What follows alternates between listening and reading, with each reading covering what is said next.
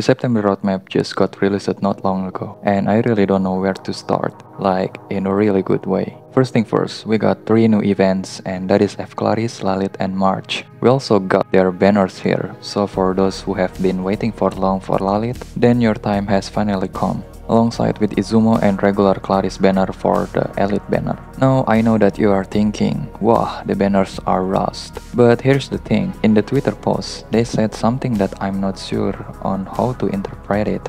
The post says, during the event period of Wear Fat Points, which is Lalit event, and Road to Tomorrow, which is March event, you can respectively exchange for 50 exclusive hiring agreement for the corresponding event recruitment. Focus on the word you can respectively exchange for 50 exclusive hiring agreement for the corresponding event recruitment. I have an interpretation for this, but please note that this is just my own interpretation of their post, since the wording is so vague that it is hard to understand the real meaning behind it. Meaning nothing is certain until it is confirmed in the game on what the real thing is. With that being said, this is a regular PT, and this is an exclusive or special hiring ticket.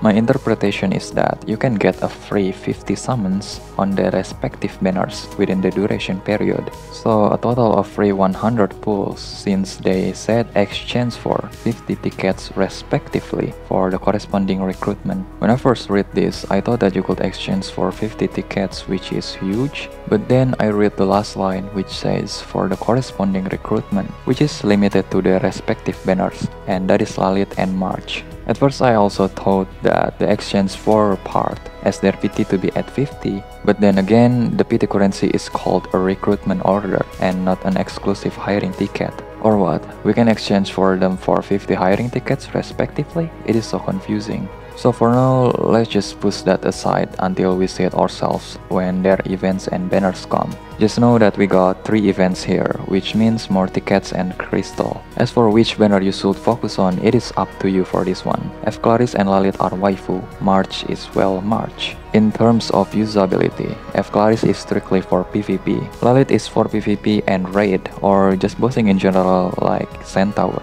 if you don't one-shot it with Evokuto. March with her Yui can be a potential single target nuker in PvP, and maybe some PvE too, though I still need to assess further for March's skills. Next, we have Kagura and March Yui. I've been waiting for Kagura Yui and it's finally come. We also got 2 new rewards here, probably some Logian rewards or could be something else entirely. Some returning skins, and lastly, a new collab. Yes, a new collab. This is rather unexpected, and I'd be lying if I say that I'm not interested. So first, back to the first point, we are still unsure about their wording in this 50 hiring tickets thingy.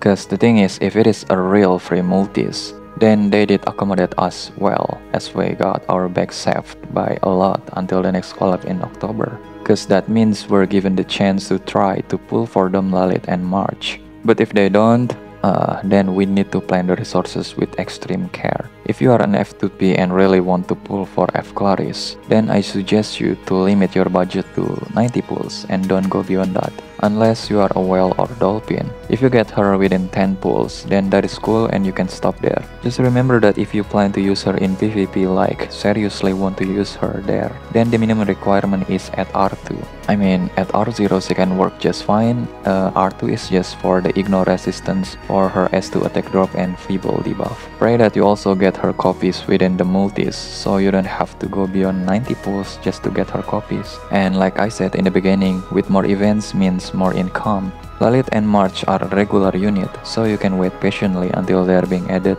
into the next banner pool, which I don't know when.